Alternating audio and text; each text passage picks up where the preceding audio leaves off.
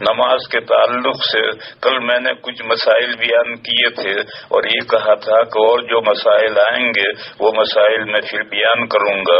چند مسائل آئے ہیں ان کو بیان کرتا ہوں، پھر آگے نماز کے تعلق سے لوگ مسائل نہ بھیجیں. آج جتنے مسائل آئے ہیں بس یہی بیان کروں گا. اگر اور لوگ بھیجتے رہیں گے تو پھر میں اسی میں پھنس کر کے رہ جاؤں گا. پہلی بات تو یہ پوچھی ہے کہ سجدے کی حالت میں اگر دونوں پیر زمین سے اٹھ جائیں تو کیا حکم ہے؟ سجدے کی حالت میں دونوں پیر زمین سے اٹھ جائیں، ایک ساتھ دونوں اٹھ جائیں تو کیا حکم ہے؟ اس سلسلے میں یہ جاننا چاہیے. میں نے پہلے بتایا تھا کہ سجدہ ہے ہمارے بدن کا جو طرف اسفل ہے، اس لیول پر طرف اعلیٰ کو لے آنے کا نام ہے. لہذا اگر سجدے میں ماتھا زمین پر رکھنا ہے، اصل تو کھوپڑی رکھنی چاہیے مگر وہ رکھ نہیں سکتے تو اس کے قائم مقام ماتھا اور ناک دونوں کو لیا گیا ہے. اگر صرف ماتھا لگا ہے ناک نہ لگا ہے تو تمام ائمہ کے یہاں نماز ہو جائے گی لیکن مکروہ ہوگی.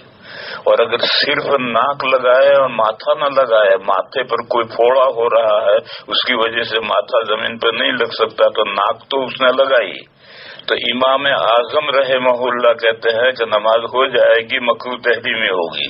دوسرے ائمہ کہتے ہیں کہ نہیں، صرف ناک لگانے سے نماز ہی نہیں ہوگی.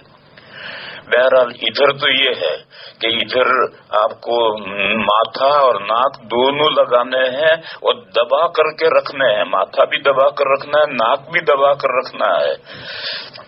اور نیچے طرف اصل میں اگر دونوں پیروں پر جیسے کھڑے ہوتے ہیں ہم، اس حالت میں تو سجدہ ہو نہیں سکتا تو پیر تو لامحالہ کھڑے کرنے پڑیں گے.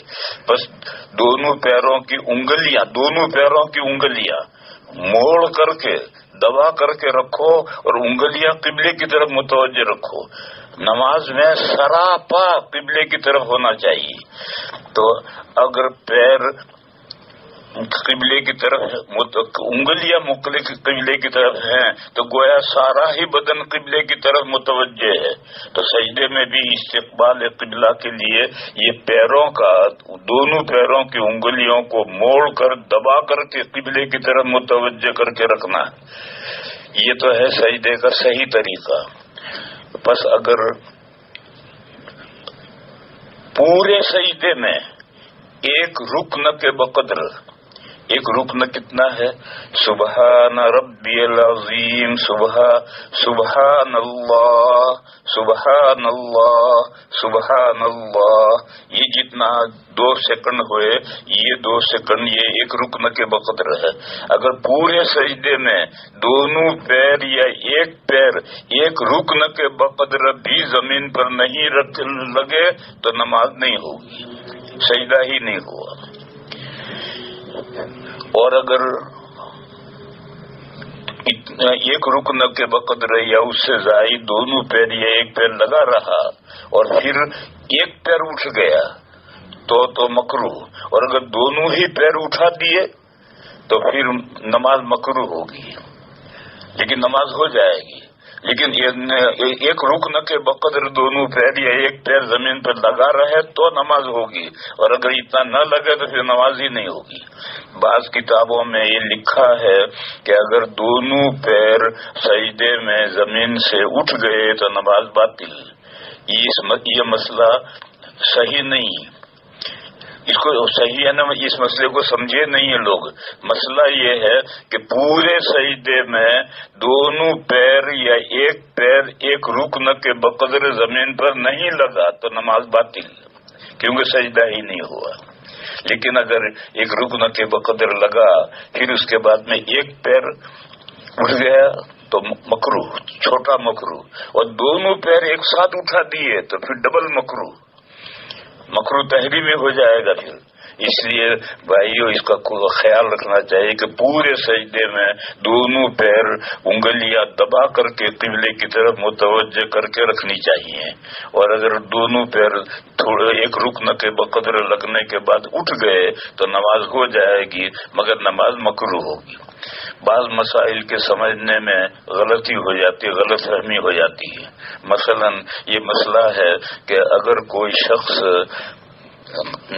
بیت اللہ شریف کا طواف کرتے ہوئے بیت اللہ شریف کی طرف دیکھے تو طواف نہیں ہوا،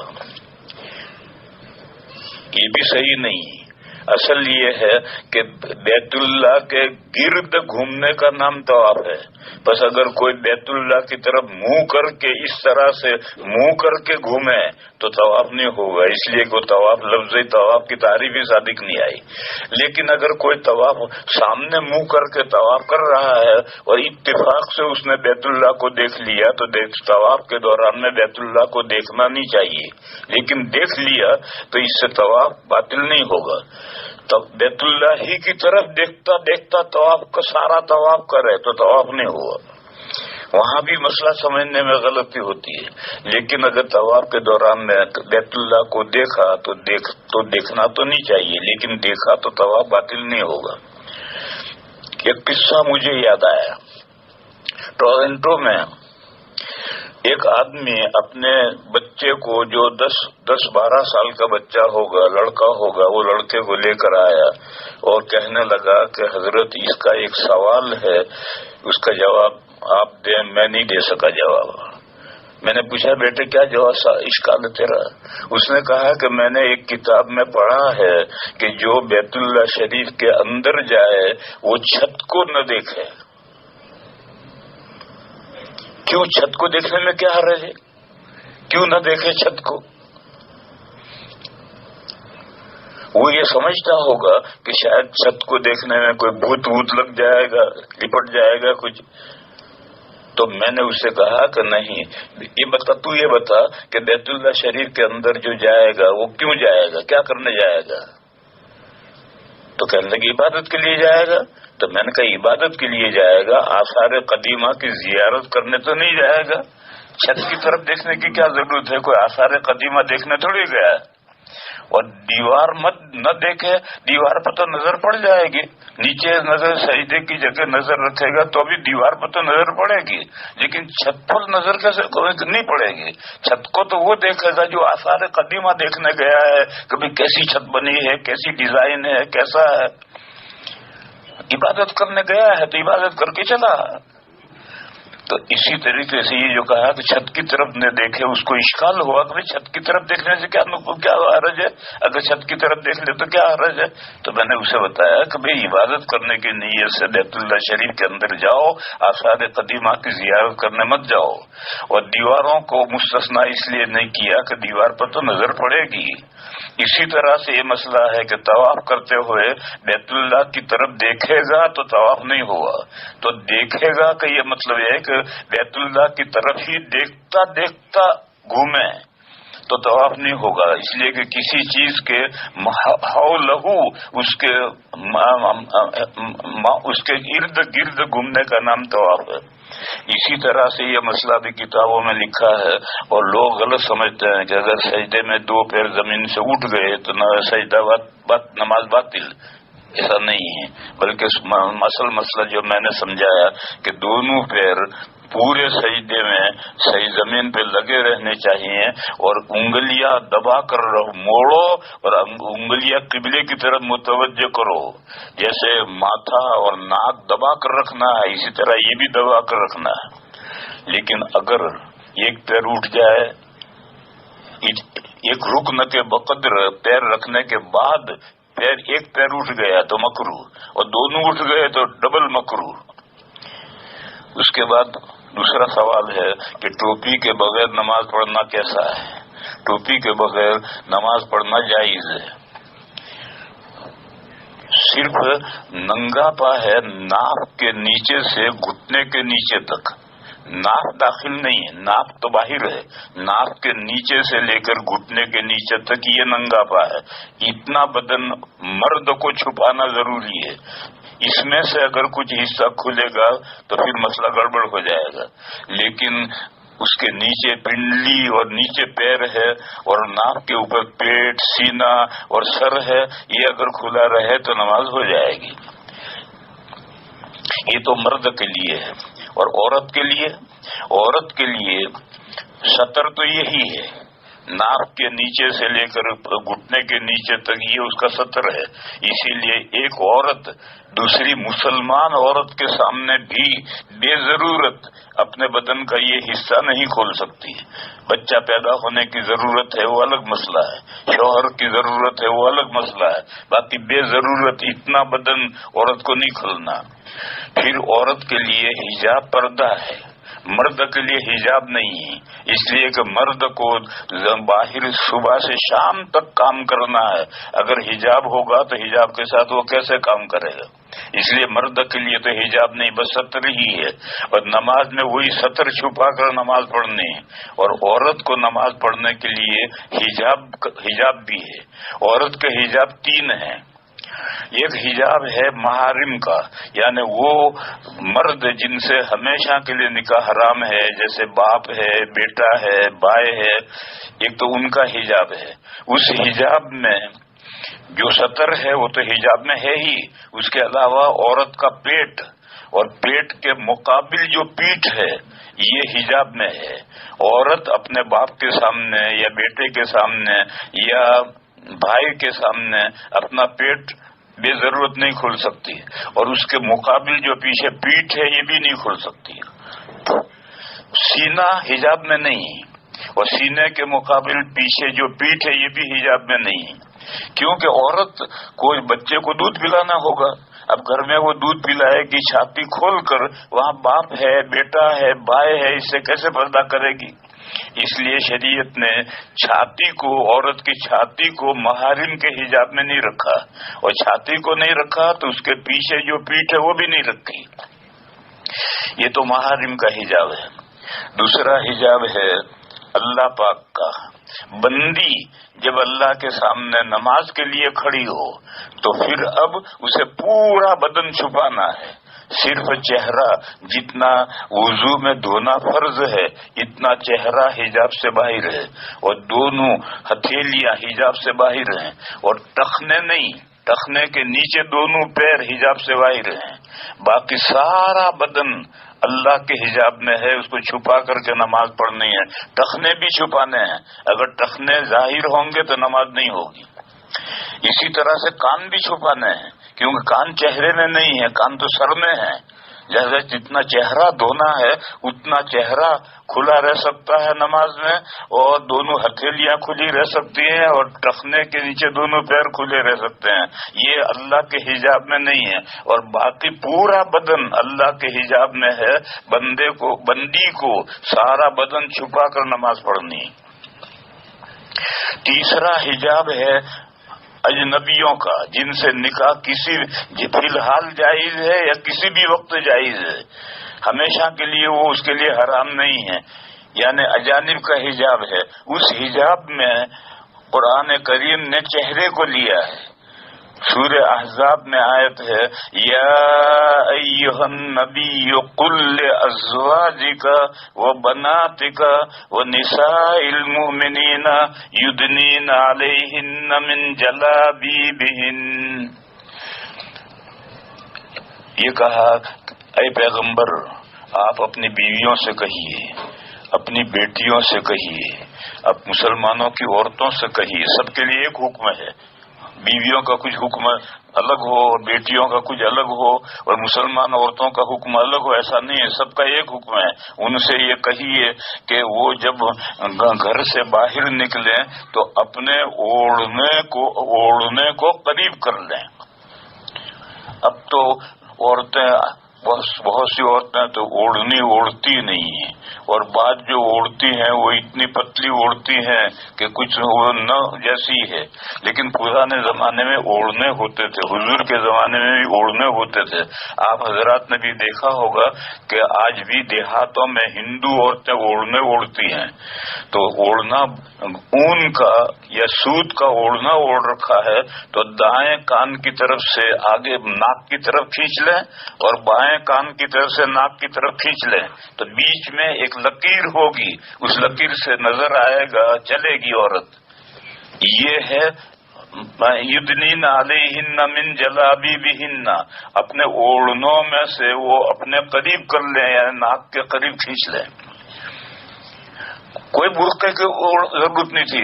یہ آیت نازل ہوئی، مسلمان عورتوں کو سنائی، اور انہوں نے فوراً جو اوڑھ رکھے تھے وہ چہرہ کھلا تھا تو دونوں ناک کے اوپر کھینچ کر کے قریب کر لیے اور بیچ میں ایک لکیر ہے. آج کل عورتیں طرح طرح کے بہترین برقعے اوڑھتی ہیں، لیکن وہ برقعے خود دوسرے برقعے کے محتاج ہیں، اور پھر ڈاٹا باندھتی ہیں اور ساری آنکھیں تو کھلی رکھتی ہیں. آنکھیں جب کھلی رکھی تو پر حجاب کہاں ہوا؟ دیکھو جتنے محاسن ہیں، خوبیاں ہیں، وہ سب چہرے میں جمع ہیں. اور لڑتی آنکھیں ہیں، کان نہیں لڑتے، ناک نہیں لڑتی، ہونٹ نہیں لڑتے، آنکھیں ہی لڑتی ہیں، تو وہ آنکھیں تو سب کھلی رکھتی ہیں، تو حجاب کہاں ہوا؟ تو قرآن کریم میں عورتوں کے حجاب کی جو آیت ہے سورہ احزاب میں وہ آیت ہے کہ اپنے اوڑھنوں کو اپنے اوپر قریب کر لیں، یعنی دائیں طرف سے پلہ ناک پر لے آئیں، بائیں طرف سے بھی ناک پر لے آئیں تو دونوں آنکھیں چھپ گئی اور بیچ میں ایک لکیر ہوگی، اس لکیر میں سے نظر آئے گا اور وہ چلیں گی. تو میں کہہ ہی رہا تھا کہ یہ عورت کے لیے حجاب ہے. اللہ کے گھر سے باہر نکلنے کی عورت کو اجازت ہے، ضرورت کے لیے نکلے، مٹر گشتی کے لیے نہیں، ضرورت کے لیے باہر نکلے، اور جب نکلے تو اس طرح سے اوڑھنے کو اپنے چہرے پر قریب کر کے پھر چہرے کا سارا بدن چھپا کر نکلے. اس آیت کریمہ میں دونوں ہتھیلیوں کو نہیں لیا ہے اور دونوں پیروں کو بھی نہیں لیا ہے کہ چہرہ تو چھپا کر نکلے عورت، لیکن ہتھیلیاں اور پیر اس کا تذکرہ آیت میں نہیں ہے. اس لیے علماء یہ کہتے ہیں کہ بہتر تو یہ ہے کہ عورت گھر سے باہر نکلے تو ہاتھوں میں دستانے پہن کر نکلے، پیروں میں موزے پہن کر نکلے. لیکن اگر پیر میں موزے نہ پہنے اور ہاتھوں میں دستانے نہ پہنے تو کوئی بات نہیں، چہرہ کھلا رکھ کر نہیں نکل سکتی، چہرہ چھپا کر کے اس کو نکلنا ہے. تو میں مسئلہ یہ بتا رہا تھا کہ مرد کے لیے سطر ہے، وہ سطر چھپا کر نماز پڑھنا ہے، باقی حجاب ہے ہی نہیں. لہذا بنیان کے بغیر بھی نماز پڑھ سکتا ہے، کرتے کے بغیر بھی نماز پڑھ سکتا ہے، ٹوپی کے بغیر بھی نماز پڑھ سکتا ہے، پگڑی کے بغیر بھی نماز پڑھ سکتا ہے، نماز ہو جائے گی. پھر دوسرا مسئلہ یہ ہے کہ نماز کیسے لباس میں پہننی چاہیے. تو اس کے لیے سورہ اعراف میں آیت گزری ہے، یا بنی آدم خذوا زینتکم عند کل مسجد وکلوا واشربوا ولا تسرفوا انہ لا یحب المسرفین. اے آدم کے لڑکوں، اس میں مرد بھی آگے عورتیں بھی آئے، آدم کے لڑکوں میں عورتیں بھی لڑکے. جب تم نماز پڑھو تو بیوٹی، خوبصورتی لے لو. خذوا زینتکم عند کل مسجد، ہر نماز میں، چاہے فرض ہو نفل ہو کوئی بھی نماز ہو، جب تم نماز پڑھو، گھر میں پڑھو مسجد میں پڑھو تو بیوٹی لے کر پڑھو. ایک حکم ہے. دوسرا حکم یہ دیا کہ کھاؤ پیو مگر حد سے مت نکلو کھانے پینے میں، اللہ تعالیٰ حد سے نکلنے والوں کو پسند نہیں کرتے. یہ دوسرا مضمون ہے، وہ کسی اور موقع پر بیان کروں گا. یہاں تو یہ پہلا مضمون ہے کہ اے آدم کے لڑکوں، ہر مسجد کے پاس، یعنی مسجد میں پہنچنے سے پہلے سے بیوٹی لے کر خوبصورت بن کر کے جاؤ. اب میرے بھائی اور بہنوں، اب سوچو، لباس دو ہیں، ایک اسلامی لباس ہے، ایک فیشن کا لباس ہے. اسلامی لباس، اسلام میں جو اسلامی لباس ہے یہی بیوٹی ہے، یہی خوبصورتی ہے. اور یہ فیشن والا لباس ہے، نیچے پتلون پہن رکھی ہے، اوپر بنیان پہن رکھا ہے، ٹی شرٹ پہن رکھا ہے، سر پہ بال ہیں، بال میں کنگا کر رکھا ہے، اور لاٹ صاحب سے ملنے کے لیے، وزیر اعظم سے ملنے کے جا رہے ہیں. یہ تو فیشن والا لباس ہے. ہمارے بزرگوں کے پاس میں جب کوئی آدمی جاتا ہے اور اس کے سر پہ کچھ نہیں ہوتا ہے تو جیب میں سے دستی رومال لے کر سر پہ باندھ کر پھر ملنے کے لیے آتا ہے. معلوم ہوا کہ اس مسلمانوں کے نزدیک اور اسلامی لباس کے اندر سر کا چھپا ہوا ہونا یہ بیوٹی ہے، خوبصورتی ہے. لہذا اللہ کا حکم یہ ہے کہ جب کوئی بھی نماز پڑھو تو خوبصورت بن کر کے نماز پڑھو، لہذا سر پہ ٹوپی پہن کر نماز پڑھنا چاہیے، اور پگڑی باندھ کر پڑھو تو واہ واہ واہ واہ، اس کا تو کہنا ہی کیا ہے۔ اب اس کے بعد مسئلہ یہ ہے کہ ایک جماعت ہے غیر مقلدین، ان کا سیمبل یہ ہے کہ اگر وہ ٹوپی کھلے سر نماز پڑھیں گے، اگر ٹوپی ہوگی تو بھی نکال کر جیب میں رکھیں گے، نیچے ڈالیں گے اور پھر نماز پڑھیں گے، اور وہ یہ کہتے ہیں کہ کھلے سر نماز پڑھنا سنت ہے۔ ان سے یہ پوچھو کہ کوئی ایک حدیث لاؤ، ضعیف لاؤ، نبی پاک صلی اللہ علیہ وسلم نے زندگی میں ایک مرتبہ کوئی فرض نماز کپڑا اویلیبل ہوتے ہوئے بغیر سر چھپائے حضور نے نماز پڑھی ہو، ایسی ایک روایت لاؤ۔ کوئی روایت، ضعیف روایت بھی ایسی نہیں ہے، خواہ مخواہ کہ انہوں نے اس کو سیمبل بنا لیا ہے، اور ان غیر مقلدین نے جتنی چیزوں کو سیمبل بنا لیا ہے وہ ساری ہی ایسی۔ ان کے سیمبل کیا ہیں؟ 3 ہیں۔ ایک تو ہے براڈ گیج، یعنی ٹانگیں چوڑی کر کے کھڑے رہو، ریلوے کی پٹریاں جو ہیں اس میں ایک براڈ گیج ہے، ایک میٹل گیج ہے، ایک نیرو گیج ہے۔ اب نیرو گیج تو نکل گئی، میٹل گیج کہیں کہیں ہے، اب تو زیادہ تر براڈ گیج یعنی چوڑی پٹری۔ تو اسی طرح سے براڈ گیج، ٹانگیں چوڑی کر کے کھڑے رہو، اور اوپن ہیڈ، سر کھلا رکھو، اور ماتم کنا یعنی سینے پر مارو، ہاتھ مارو صرف۔ یہ 3 سیمبل ہیں ان کے، براڈ گیج، اوپن ہیڈ، ماتم کنا۔ ان سے پوچھو کہ ان تینوں چیزوں کی کوئی دلیل لاؤ۔ نہ براڈ گیج کی کوئی دلیل ہے، کوئی حدیث ہے، نہ اوپن ہیڈ کی کوئی حدیث ہے، نہ ماتم یعنی سینے پر ہاتھ باندھنے کی کوئی روایت نہیں ہے۔ سینے پر ہاتھ باندھنے کی 2 روایتیں 2 ہیں، ناف سے اوپر کی روایت ہے جو شوافی نے لی ہے، اور ناف سے نیچے کی روایت ہے جو حنفیہ نے لی ہے۔ سینے کے اوپر باندھنے کی تو کوئی روایت ہے ہی نہیں۔ تو یہ غیر مقلدین کے جو سیمبل ہے، علامت ہے جس سے وہ پہچانے جاتے ہیں، وہ یہ 3 ہیں، براڈ گیج، اوپن ہیڈ اور ماتم کنا۔ اور ان تینوں باتوں کی کوئی دلیل ہے ہی نہیں ان کے پاس، اس لیے ان کے چکر میں میرے بھائیو مت پڑو۔ وہ لوگ یہ کہتے ہیں کہ آج کل تو کھلے سر رہنا خوبصورتی سمجھی جاتی ہے، وہ خوبصورتی فیشن میں سمجھی جاتی ہے، اسلامی لباس میں خوبصورتی نہیں ہے۔ بزرگوں کے پاس جب عوام جاتے ہیں اور کوئی ٹوپی نہیں ہوتی ہے تو رومال سر پہ باندھ کر جاتے ہیں۔ تیسرا مسئلہ ہے آدھی آستین والا کرتا یا ٹی شرٹ پہن کر نماز پڑھنا۔ یہ وہی مسئلہ آیا، یہ فیشن والا لباس ہے، آدھی آستین والا کرتا اور ٹی شرٹ ایک ہی ہے۔ ٹی شرٹ میں دامن نہیں، اور آدھی آستین والے کرتے میں، وہ ٹی شرٹ میں آدھی آستین کا کرتا ہوتا ہے۔ یہ تو وہی ہے۔ جب مجھ سے کوئی پوچھتے ہیں کہ بغیر ٹوپی کے نماز ہوتی ہے، میں نے کہا ہوتی ہے، اور بغیر ٹوپی کے نہیں، بغیر کرتے کی بھی ہوتی ہے، بغیر بنیان کے بھی ہوتی ہے۔ تو بنیان پہن کر کیوں آتا ہے؟ کرتا پہن کر کے کیوں آتا ہے؟ ٹوپی نکال کر کیوں آتا ہے؟ اور ان کو پہن کر کیوں آتا ہے؟ مرد کا سطر تو ناف سے گھٹنے تک ہے، باقی تو کھلا رہ سکتا ہے۔ اور اگر تو خوبصورت بنتا ہے تو اسلامی لباس میں خوبصورتی یہ ہے کہ کرتا پہنو، تاکہ نیچے کے جو شرم کا ہے وہ شرم کا چھپ جائے۔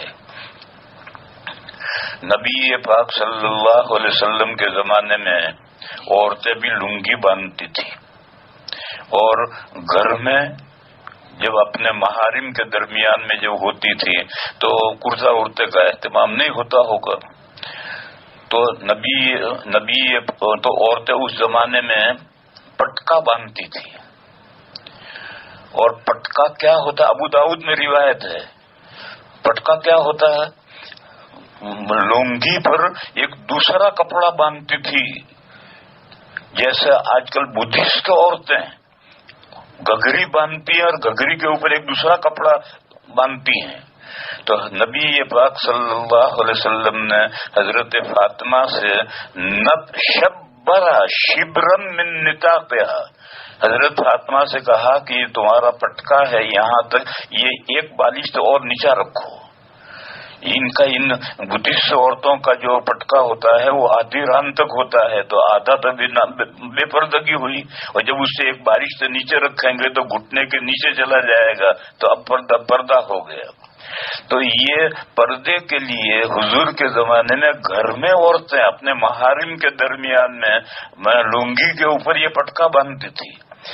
اب آج مرد پتلون پہن کر مسجد میں آتے ہیں اور ٹی شرٹ پہن کر کے آتے ہیں، اور آگے سے بھی ننگے نظر آتے ہیں، پیچھے سے بھی ننگے نظر آتے ہیں، اور وہ یہ سمجھتا ہے کہ ہم تو بہت شاندار کپڑا پہن کر آئے۔ ارے یہ شاندار تو غیروں کے لباس میں شاندار ہے، اسلامی لباس میں شاندار نہیں ہے۔ اسلامی لباس میں تو عورت اگر لنگی پہنے یا پتلون پہنے تو پھر وہ گھر میں بھی اپنے محارم کے درمیان میں بھی اس کے اوپر ایک پٹکا پہننے کی اور گھٹنے کے نیچے تک پٹنا پہننے کی۔ اس لیے میرے بھائیوں، ٹی شرٹ میں نماز پڑھنا اور آدھی آستین کے ساتھ نماز پڑھنا یہ مکروہ ہے۔ آستین پہنچے تک پوری ہونی چاہیے، اور کرتا جو ہے یہ گھٹنے کے نیچے تک دامن ہونا چاہیے، صرف چولی نہیں ہونی چاہیے، چولی کے ساتھ دامن ہونا چاہیے، تب اسلامی لباس میں وہ کرتا ہے اور نیچے کا پورا پردہ ہوگا۔ لہذا زینت جس کا ذکر قرآن میں ہے کہ خذوا زینتکم عند کل مسجد، اس پر عمل اسی وقت ہوگا۔ اس کے بعد یہ ہے مسنون قرات کیا ہے؟ اس میں بھی کتابوں میں لکھا ہے کہ سورہ قاف سے لے کر سورہ بروج تک یہ طوال مفصل ہیں، اور سورہ بروج سے لے کر سورہ بینہ تک اوساط مفصل ہیں، اور اس کے بعد سورہ زلزال سے لے کر آخر تک قصار مفصل ہیں۔ یہ جو کتاب مسئلہ لکھا ہے یہ مقدار بتائی ہے کہ نمازوں میں یہ مقدار ہے، فجر میں طوال مفصل پڑھنے ہیں، یعنی اتنی مقدار پڑھنی ہے، چاہے پورے قرآن میں سے کہیں سے پڑھو، یہ نہیں کہ سورہ قاف سے لے کر آخر تک نماز میں پڑھیں گے اور باقی قرآن مہجور نہیں پڑھیں گے، ایسا نہیں ہے۔ صحابہ، خلفائے راشدین اور نبی پاک صلی اللہ تعالی علیہ وسلم پورے قرآن کریم میں سے پڑھتے تھے۔ بس یہ جو فقہ میں صورتیں لکھی ہیں اس کا مطلب کہ اتنی مقدار کہیں سے بھی پڑھو، اتنی مقدار پڑھو۔ فجر میں طوال مفصل پڑھنی ہے یا اس کے بقدر پڑھنا ہے، اور ظہر میں اور عشاء میں اوساط مفصل پڑھنا ہے۔ مشہور یہ قول یہ ہے، اور یہ قول ہے کہ ظہر میں فجر جتنی قرات ہے، لیکن آج کل ظہر میں فجر جتنی قرات کرتے ہیں تو لوگ پریشان ہوتے ہیں۔ لہذا وہ جو دوسرا قول ہے کہ عشاء میں جتنی قرات ہے اتنی قرات ظہر میں ہے، اوساط مفصل۔ اور عصر میں دو قول ہیں، ایک ہے کہ عشاء جتنی قرات ہے اور ایک ہے کہ مغرب جتنی قرات ہے، یعنی قصار مفصل ہے، اور مغرب میں قصار مفصل ہے۔ یہ جو کتابوں میں تفصیل لکھی ہوئی ہے جس کو سبھی لوگ جانتے ہیں، اس کے بارے میں عام طور پر غلط فہمی یہ ہے کہ یہی صورتیں پڑھنی ہے 5 نمازوں میں، باقی سارا قرآن مہجور ہے۔ یہ سنت و حدیث اور صحابہ اور حضور کے عمل کے خلاف ہے۔ اور پھر یہ جو فقہا نے طے کیا ہے یہ مقدار طے کی ہے کہ پورے قرآن میں سے پڑھو، اور پورے قرآن میں سے مضمون کا لحاظ رکھ کر کے پڑھو، اور اسی مضمون کے لحاظ کے لیے رکوع بنائے گئے ہیں کہ ایک رکوع پوری رکعت میں ایک رکوع پورا پڑھو، یا 2 رکعت میں مل کر کے ایک رکوع پڑھو۔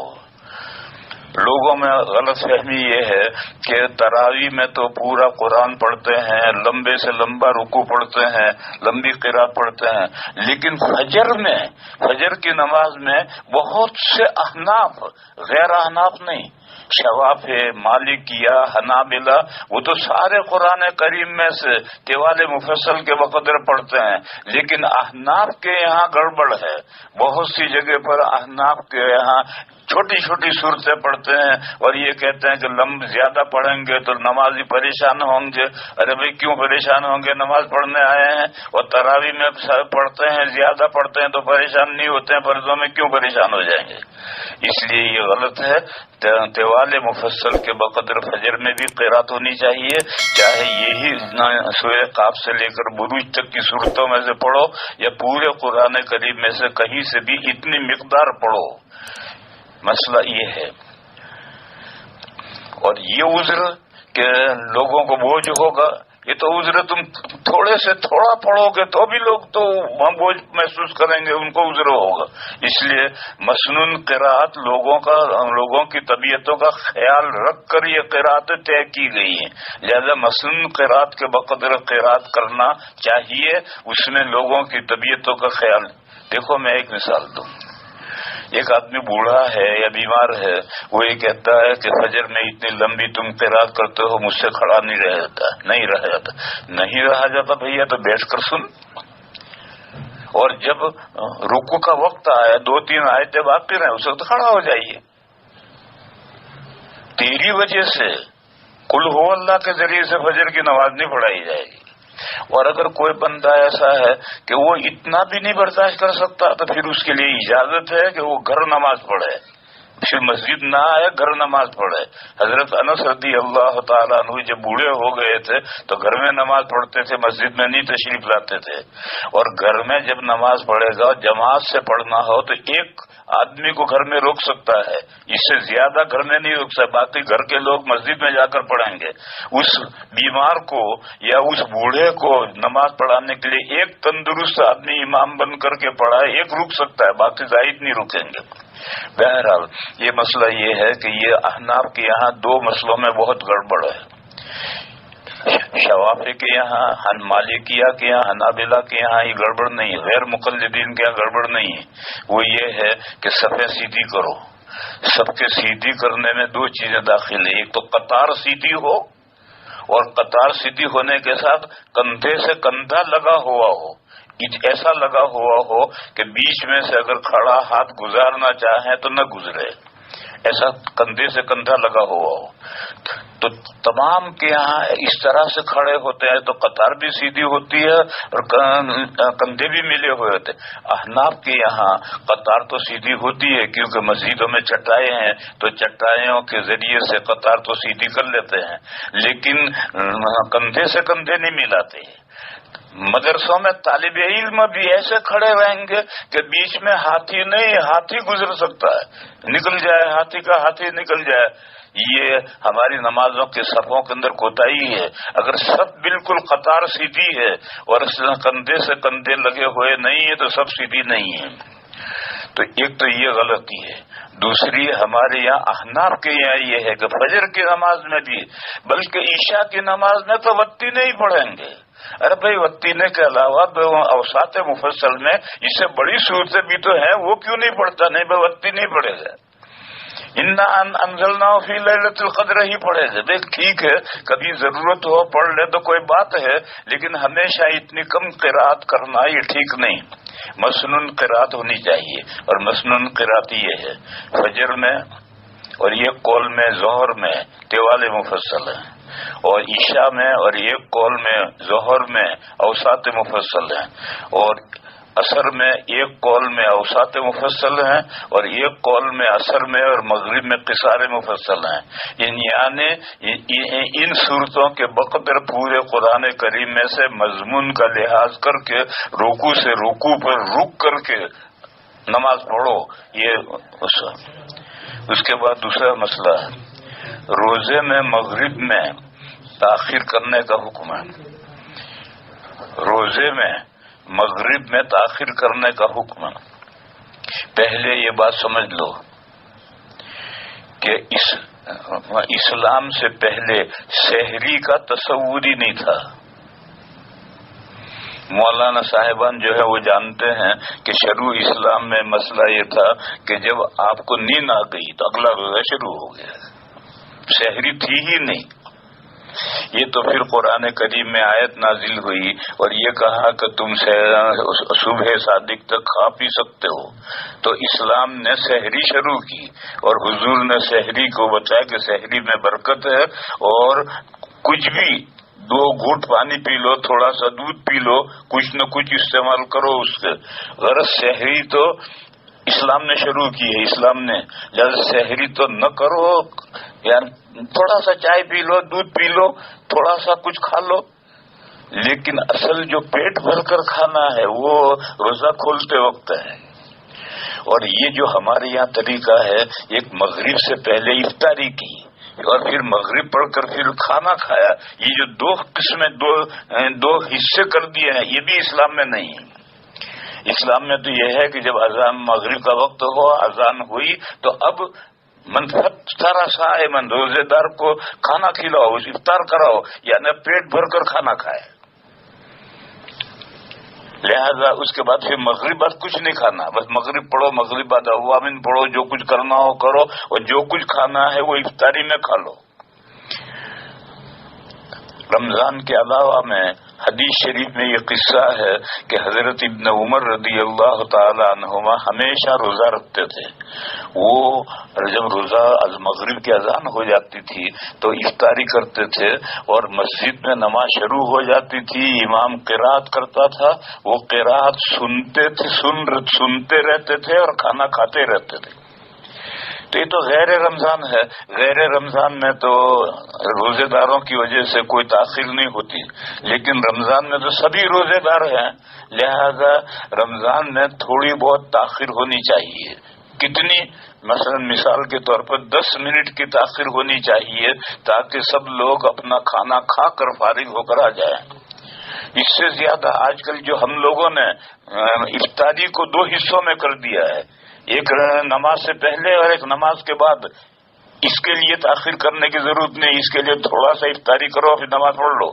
لیکن اگر افطاری کے ساتھ لوگ کھانا کھاتے ہیں، اب بھی ہمارے یہاں پالنپور میں دیہاتوں میں جب ہم بچے تھے تو مجھے یاد ہے کہ سب لوگ اذان مغرب کی اذان پر رمضان میں کھانا کھا کر پھر نماز پڑھنے کے لیے آتے تھے.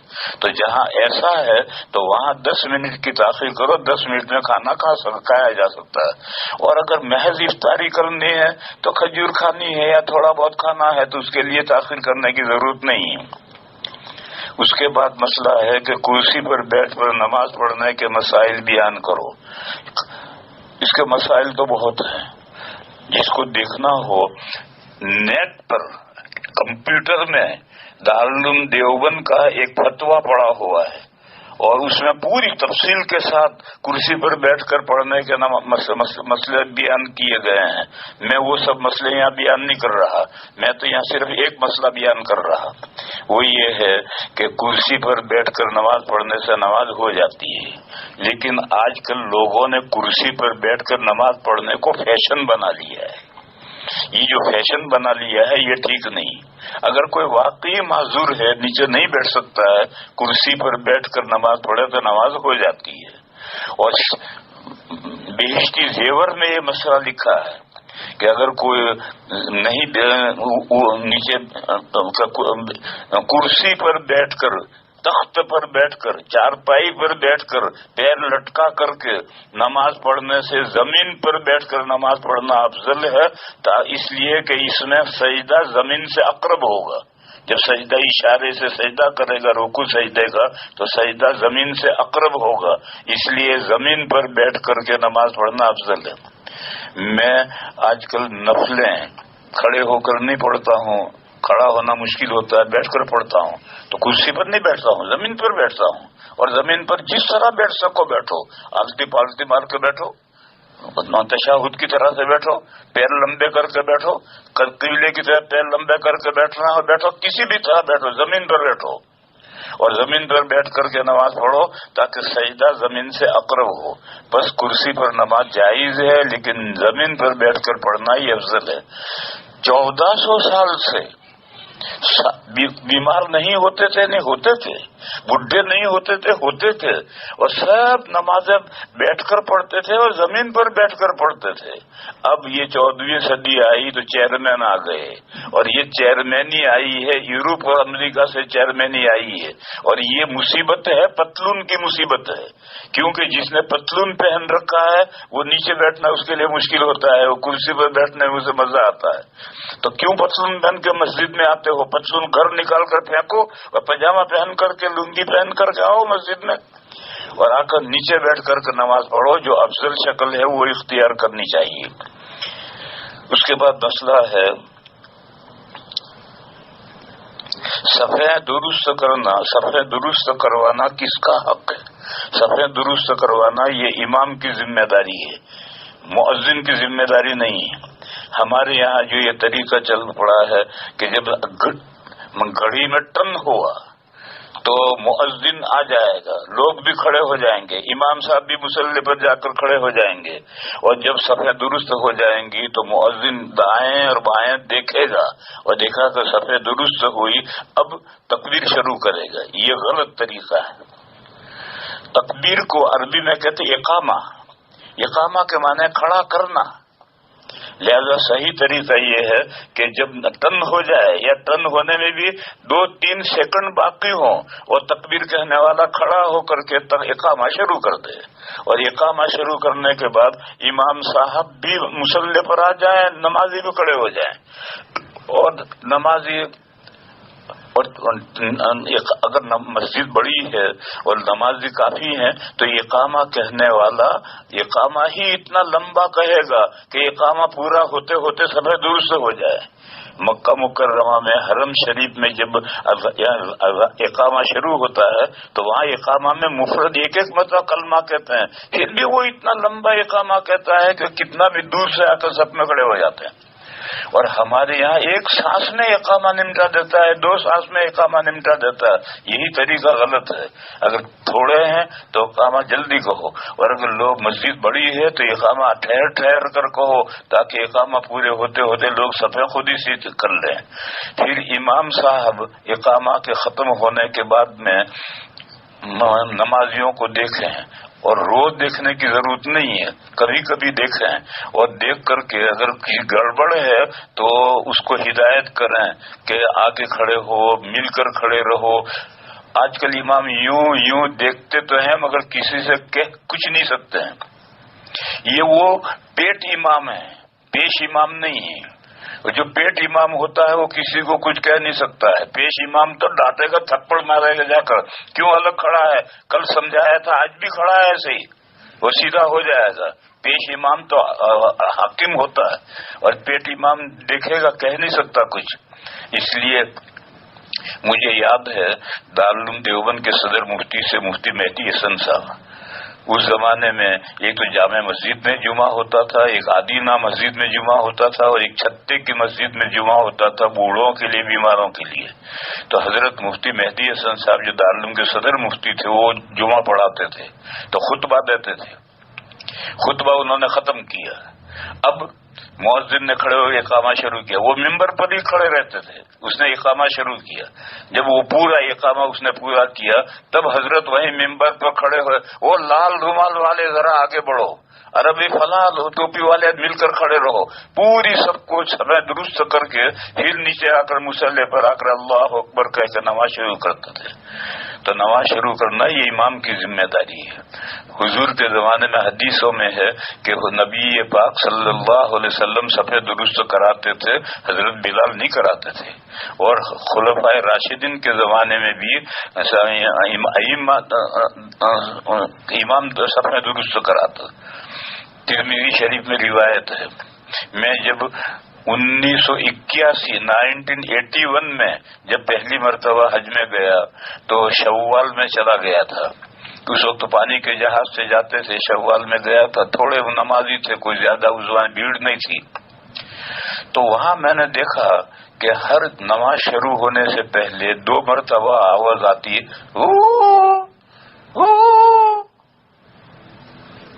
اب میں سوچتا کہ یا اللہ یہاں یہ نماز میں کیا جز نیا آیا، ہمارے یہاں تو کوئی ایسا وہ نہیں کرتا، میں سوچتا رہا. ایک مہینے کے بعد میری سمجھ میں آیا کوئی امام کہتا ہے استوو یعنی صفحے سے درست کر لو. تو ایسا استوو کہنے کا کیا حاصل ہے جس کو میں ایک مہینے میں سمجھا جا کر کے کہ یہ استوو کہتا ہے. لیکن بہرحال صفحے درست کرنا یہ امام کی ذمہ داری ہے. اور جب صفحے درست حضرت عمر کے روایات میں ہے کہ حضرت عمر کے زمانے نمازی بہت ہو گئے تھے تو حضرت عمر نے آدمی مقرر کر رکھے تھے. اقامہ کے بعد میں جب صفحے درست ہو کر کے حضرت کو اطلاع کی جاتی تھی کہ صفحے درست ہو گئی تب حضرت نماز شروع کرتے تھے. بہرحال صفوں کو درست کرنا یہ امام کی ذمہ داری ہے. مسلمانوں میں ایک جماعت ہے ہمارے بریلوی بھائی ہیں وہ کہتے ہیں کہ حیا علی الصلاۃ سے پہلے کوئی کھڑا نہ ہو, نہ امام کھڑا ہو نہ مقتدی کھڑا ہو. اور ان کے یہاں وہ پہلے بہت سختی کرتے تھے, اب تو زیادہ سختی نہیں رہی ان کے یہاں لیکن پہلے بہت سختی کرتے تھے. اور وہ یہ کہتے ہیں کہ فقہ میں لکھا ہے کہ لوگ حیا علی الصلاۃ پر کھڑے ہوں. یہ جو بھائیوں کی بات ہے یہ بات صحیح نہیں ہے کیونکہ ایک تکبیر کو عربی میں اقامہ کہتے ہیں اور اقامہ کے معنی کھڑا کرنا. پر جب اقامہ شروع ہو گیا کھڑا کرنا پایا گیا تو اب لوگ کیوں کھڑے نہ ہوں. اقامہ شروع کرنے سے پہلے کھڑا کرنا پایا جائے اس سے پہلے کھڑا ہونا تو ٹھیک نہیں, لیکن جب تک اقامہ ہو گیا تو پھر اب کیوں نہ کھڑے ہوں. اور وہ جو کہ کتابوں میں لکھا کہ حیا علی الصلاۃ پر کھڑے ہوں تو ٹھیک ہے, وہ ٹھیک لکھا ہے. لیکن اسی جگہ پر جہاں یہ لکھا ہے وہاں یہ بھی لکھا ہے کہ امام صاحب قد قامت الصلاۃ پر امام نماز شروع کر دے. تو بریلیوں کے یہاں بھی قد قامت الصلاۃ پر امام کہاں نماز شروع کرتا ہے. لہذا اس کا مطلب یہ کہ اگر ایمرجنسی ہے تو قد قامت الصلاۃ پر نماز شروع کر سکتا ہے. تو حیا علی الصلاۃ پر کھڑا ہو اس کا مطلب یہ کہ اگر کھڑا ہونے میں کوئی دیر کرے تو حیا علی الصلاۃ تک بیٹھا رہے تو کوئی حرج نہیں. جب حیا علی الصلاۃ کا آؤ نماز کے لیے, اب اگر کوئی بیٹھا بیٹھا مکھیاں مار رہا ہے تو یہ اللہ کے داعی کی مخالفت کرتا ہے, یہ ٹھیک نہیں. اس کے بعد ہے مسجد میں نفل روزہ چند لوگ رکھتے ہیں اور مغرب کی نماز میں تاخیر کرتے ہیں. مسجد میں نفلی روزہ, نفلی روزے کی وجہ سے نماز مغرب میں تاخیر نہیں ہوگی. میں نے بتایا کہ ابن عمر نفلی روزہ رکھتے تھے اور ان کی وجہ سے مغرب میں تاخیر نہیں ہوتی تھی. وہ نفل روزہ کھول کر دن بھر بھوکے رہے ہیں تو بھوک لگتی تھی تو وہ امام کی قرات سنتے رہتے تھے اور کھانا کھاتے رہتے تھے. لہذا 1 2 4 نفلی روزہ والوں کی وجہ سے مغرب میں تاخیر نہیں ہوگی. یہ تو میں نے مسئلہ رمضان کا بیان کیا جبکہ سبھی روزے سے ہیں اور سب کو کھانا کھانا ہے افطار پر, تو افطار نہیں کرنا صرف کھانا کھانا, مکمل کھانا کھانا ہے تو پھر تھوڑی بہت تاخیر کرنی چاہیے. یہ نماز کے تعلق سے کچھ مسائل تھے جو لوگوں نے پوچھے تھے تو میں نے بیان کیے. مسجد میں ایسی گھڑی لگائی جاتی ہے جس میں نماز کا وقت ہونے پر آواز آتی ہے. ایسی گھڑی لگاؤ, گانا نہیں ہونا چاہیے. گھڑی میں آواز ہے جب ٹن ہوا اور پتہ چل گیا کہ نماز کا وقت ہو گیا یا اس نے اعلان کیا کہ بھائی نماز کا وقت ہوا تو ایسی گھڑی لگانے میں کوئی حرج نہیں. یہ نماز میں کوئی خلل نہیں ڈالتے تھے. نماز شروع کرنے سے پہلے وقت بتائے گا. گانا ہو اس طرح کی چیز تو ٹھیک نہیں ہے, لیکن ایسا وقت بتانے والی گھڑی لگائے تو کوئی حرج نہیں. یہ نماز کے تعلق سے جو مسائل تھے وہ ختم ہوئے. آئندہ کوئی نماز کے تعلق سے مسائل نہ بیان کرے. اب کل میں آگے زکوٰۃ کے تعلق سے بیان کروں گا. وآخر دعوانا ان الحمد للہ رب العالمین.